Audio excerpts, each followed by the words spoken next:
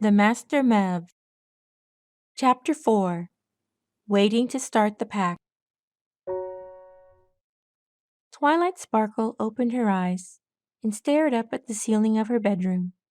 She rubbed her head in thought and gasped upon remembering the morning's earlier events.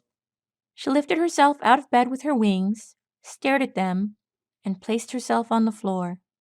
"Phew," she said. "Twilight, you're up!"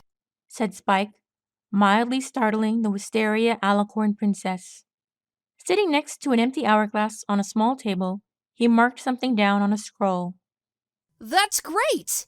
Everyone's still in the throne room waiting. Rainbow said she thought you would sleep for an hour, and we all wanted to see if that was true since it might be part of her new powers. For the record, she was right." At first, Twilight didn't say anything. Curious, she tried lifting a pillow from her bed with her magic. Nothing happened. She tried again. Still nothing. She tried a third time with all her mental might, and still the pillow did not move. "So, no magic, huh?" Spike observed. He could tell from her expression what she was trying to do. "No unicorn magic. Twilight noted. I can still fly, apparently." She sighed. "Okay, let's go talk to everyone. I want to see Rainbow myself." With that, the two made their way to the throne room, where the girls were chatting, and what little Twilight picked up had nothing to do with Mev's. At noticing her entrance, everyone stopped talking and paused. Rainbow swooped down to hover in front of her. "Hey, look who the purple dragon dragged in. How you feeling, Twi?" Twilight relayed what she and Spike learned only a moment ago while walking to her designated throne. Rainbow herself remained in the air, but hovered near her own throne as well. "So, does that mean anything?" Pinkie asked. Twilight looked at Rainbow to see if the Pegasus wished to answer first. Indeed, the Mev replied, "I think there are different types of magic. Unicorn magic is supposed to be my main source of food if I don't have a pack. Plus, I'm really new.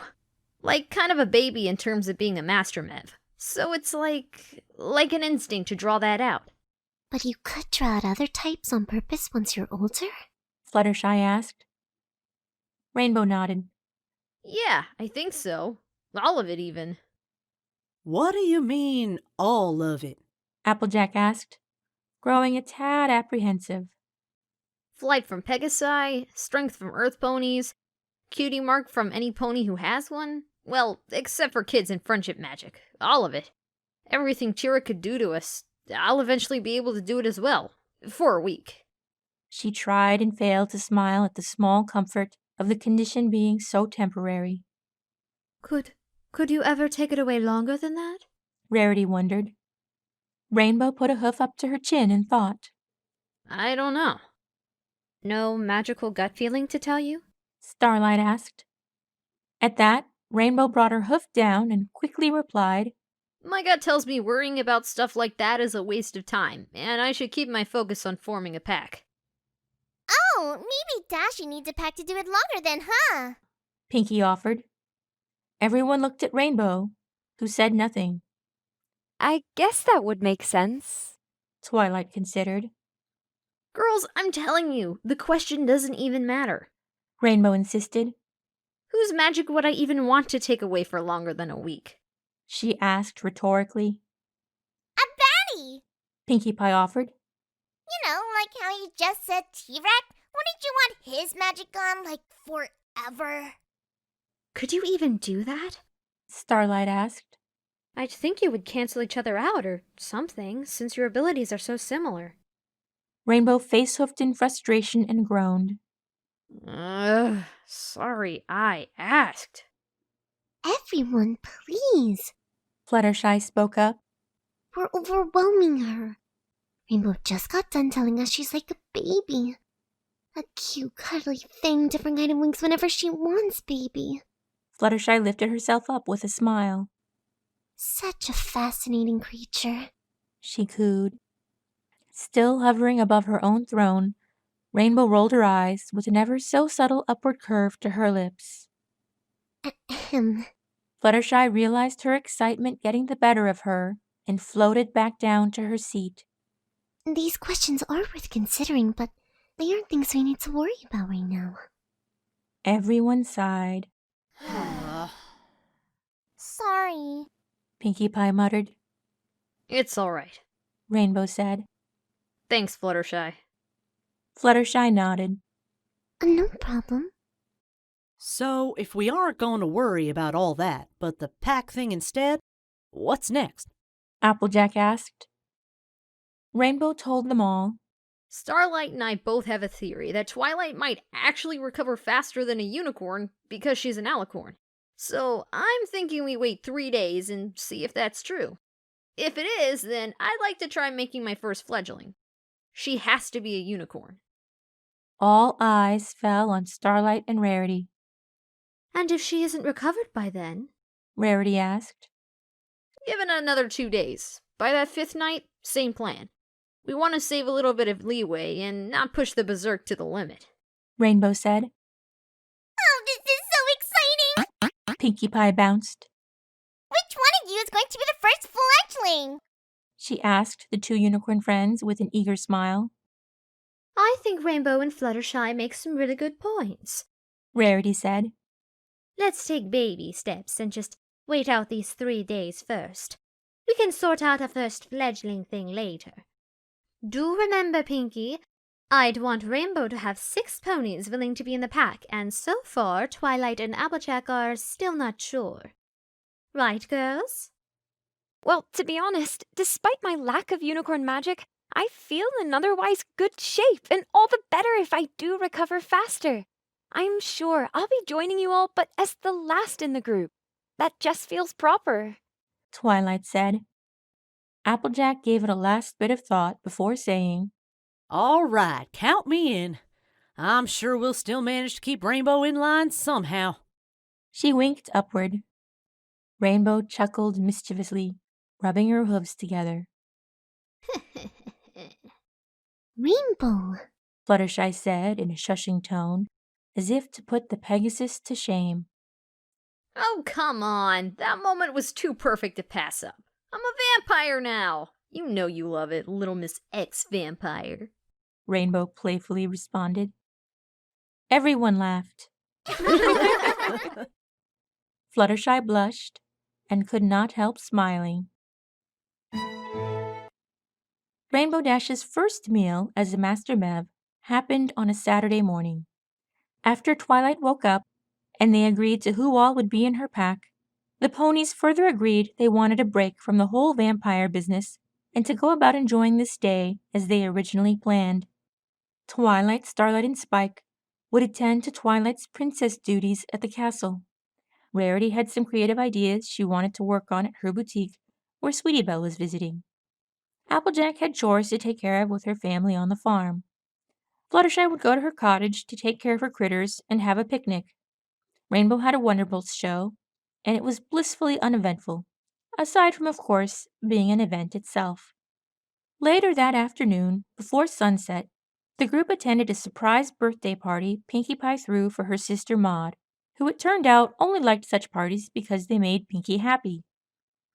At Maud's boyfriend's suggestion, Pinkie set the party up, with Starlight's help, so that a cardboard version of Maud would be given the surprise, while Maud, her boyfriend Mudbriar, and Pinkie watched from atop a hill at a distance. Rainbow and Twilight appeared for a bit to mingle, and both left early, at different times, returning to their homes. Rainbow spent some time with Tank and found one of the many open windows in her house to set him on the floor. She sat on her haunches in his line of sight. Hey, buddy. I have something to tell you and show you. Sun is almost set. She peered out the chosen window and watched the sun dip under the horizon. Her fangs grew, and she allowed her eyes to turn red. She kept her feathered wings. Rainbow looked at Tank so he could see the new color of her irises. Her mouth remained closed. Tank blinked and reached out to touch her. When he did, he fearfully pulled his head back into his shell and his limb back toward himself. She nodded, though pained. Yeah, that's fair. I have changed into something. Something that can be kinda scary, depending on who you are. You're my pal, though, my pet. And I don't want this thing that I've become, it's called a Master Mev, to come between us. I still love you. I'll still feed you. And my house is still your home. I'll take care of you like I've been doing. I hope you can get used to this new me. I'm warming up to it now that my friends have a plan to help me. Tank poked his head out and touched her again, staring quietly up at her with a slow, slow blink and a slow, slow nod that she said what needed to be said. He'd still feel safe in her care, even with 2 red eyes and 2 sharp teeth. The fangs are a night thing. Rainbow Dash told him. She showed him the iris color shift from red to magenta, pointing at her eyes with her right hoof. Think of it like Vampire Red and Pegasus Magenta. She said. They'll be magenta most of the time, even at night. Tank nodded in understanding the difference. Rainbow reached out a hoof for him to bump, which he did. Night finished its arrival, and Rainbow tucked Tank in for bed. After that, she stood outside her cloud house, looking at the landscape spread beneath her, trying to decide what to do. She could fly just as she did the previous night, of course, but she needed more options. A thought occurred to her. She went back in her house and grabbed her saddlebags, then concentrated for a moment. Her red eyes surfaced. She teleported herself to ride at the front door of Twilight's castle. Easy peasy lemon squeezy, she muttered. She knocked at the door. Rainbow Dash, Starlight answered with a welcoming smile.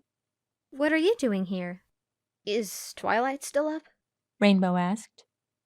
That she is. Spike's the only one asleep here. Come on in, we're in the library. What brings you back so soon, and so late? Starlight walked as Rainbow hovered next to her down the long hallway. Boredom. Rainbow confessed. I just realized I need something to do at night when most ponies are asleep, but I'm not. Irony of ironies, I was using the night to get more fly time. But I can only fly so much to fill up all this new extra time. You don't sleep anymore? Starlight asked. More like not as much.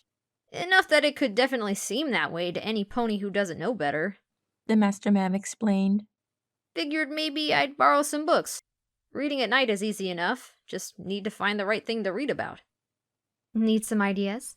Starlight offered. Sure. Rainbow agreed. I think you should read about magic, now that you have this sort of job about it. Even though you won't be using it much, you should understand it for when you do, or have to balance it out. The Lilac Unicorn suggested. I don't know, seems a little boring. Rainbow hesitated.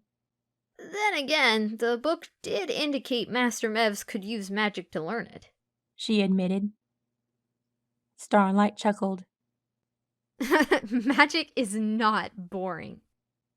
Well, perhaps not for a unicorn with the strongest magic ever and able to do it whenever, but that's not me. Rainbow lamented. No, but you are friends with that unicorn. Starlight winked. I'll be one of your vampire servants, right? Maybe I could make it more interesting for you. We'll study together. I'll be your magic mentor. If you can find the time, sure. Rainbow nodded quietly with a small smile. Oh, the fledglings still sleep like regular ponies? Starlight asked. To be honest, I don't know. The Pegasus figure said. We'll find out soon enough. The two finally reached the door to the library and entered. Starlight explained everything Rainbow just did to Twilight. Both Twilight and Starlight eventually gave Rainbow 2 books each that they recommended for a beginner level of understanding unicorn magic. Anything else to help fill your extra nighttime? Twilight asked. I'm glad to see you read more and expand your horizons, of course. But I know you also might need some kind of physical stimulation, perhaps. Besides flying more quietly than you would during the day, of course. Well, would it be alright if I use the school gym for that? Rainbow asked. I have stuff at home, but it'll be a nice change of pace with a little more room and more equipment. Twilight blinked and considered. All right, but just, be quiet. The students are trying to sleep. Will do. Rainbow said with a salute. The Pegasus Mev waved them goodbye. She flew home instead of teleporting, since the initial one had been a test to see if she could do it at all. Rainbow assumed that it was either part of her new powers or a power gained through eating Twilight's magic, since Twilight herself had mastered teleportation. Maybe beginner magic lessons could help her figure out which was true. She filled her night with reading, and eventually 2 hours of sleep before reading some more before sunrise. It didn't truly answer her main question of the night, though her own theory developed that it was an innate power once she had at least some unicorn magic in her. She could not have done it her first night as a Mev. Sunday morning brought about another team meeting at Twilight's castle. They prepared to discuss a very delicate and difficult situation. Just how much should others know about Rainbow now being a Master Mev? In particular, they were thinking of their students. Maybe not announce it, but if any pony asks, we should tell them the truth. Applejack stated. We're literally teaching the students honesty, me especially, so you can't go asking me to hide it. But it is rather easy to hide it right now, Twilight's condition notwithstanding. Rarity replied. Plus, it's not like she has to announce to her students that she can't use magic for a few days. What do you mean? Asked Twilight. Spike's always with you, right? And Starlight's offered to help with whatever you might need that requires unicorn magic. Perhaps have Starlight assist you as well for any situations where you see magic as a necessity. From what I've seen of your classes, they are rather straightforward lectures involving chalkboards and books and every manner of things that an Earth Pony teacher like Cheerilee does, even without assistance. You're not teaching them unicorn magic, you're teaching them friendship magic. Rainbow didn't take that from you. Just don't draw attention to it. The white unicorn advised. And if somebody asks? Twilight wondered. Twilight, how often are you asked, why don't you lift it with your horn instead of your mouth or hoof or tail? Rarity prodded. Right. Twilight realized. Indeed, ponies rarely posed such questions since the unicorn horn was not everything to a given unicorn, even if some, like Twilight and Starlight, excelled at magic in particular. I guess I never even thought of how often we watch each other on that. Some pony might notice, but it is rather rude to comment on. Applejack reminded everyone. These are kids we're dealing with, so some of them might be more willing to be rude. We can't have Twilight lying to them about it. We still gotta prepare. What if they ask still? Well, you're the element of honesty, you tell us. Rainbow Dash challenged. Can Twilight say something like she's sick or doing an experiment and not talk about being bit by a Mev? Is it dishonest to leave that part out? After several tense, silent moments, Applejack finally admitted. Reckon it is. That part's mighty important. But Starlight started. She stood between Twilight's throne and Applejack's. All of you are overthinking this. Spike piped in. Go ahead and tell them if they ask. We live in Equestria. In Ponyville, near both Canterlot and the Everfree Forest at that. Lots of weird magical things happen around here. It'll just be another part of the background to them. This castle was a big deal when it first grew, but now it's just part of how things are here. Seriously, I know we like to think we're special and important, but your students have lives outside of you. I know, and I won't be in your pack. I'm still here. A lot of students are now used to having non-ponies as classmates at the school too. Really, it's just another day in Ponyville. Oh, Spike, I'm so proud of you for that speech. Twilight clapped her hooves together. You don't think it will cause a panic? Fluttershy asked. I'd be scared about a vampire that could eat my magic too. Fluttershy, you were literally sitting right next to one. Spike pointed out. By this point, Rainbow's chin was resting on a hoof while she listened and thought. Her eyes darted in Fluttershy's direction. She playfully raised her eyebrows a couple of times with a devilish smirk and blew a flirtatious kiss. Fluttershy stifled a giggle before looking back towards Spike, who sat to Rainbow's left in his own seat. Yeah, but that's different. I know Rainbow. The students know Rainbow too. Spike insisted. Not like I do. Fluttershy argued. Okay, settle down, you two. Rainbow chuckled, straightening her posture. The book says Mev packs prefer discretion, and that's nice and all, but Spike made good points. Plus, I'm not exactly the type to be discreet, if you catch my drift. That you're a show-off? Applejack said. That your beautiful rainbow mane and tail call attention to you quite easily? Rarity remarked. That you're loud and obnoxious like me? Pinkie Giggle snorted. That you're a wonderbolt? Twilight added. See, you girls get it, except for Pinkie Pie. She stuck her tongue out at the friend in question. Maybe. Pinkie Pie giggled again. Speaking of the Wonderbolts, Fluttershy started. are you going to tell them? It didn't come up during the show yesterday. This thing has no effect on my ability to fly better or worse, so no. I'm not telling them. Unless they ask. At least, not yet. Rainbow decided. Yet? Fluttershy wondered. Rainbow sighed. I'll tell them when I'm done forming my pack. Then hopefully they won't kick me out for being different or not telling them right away.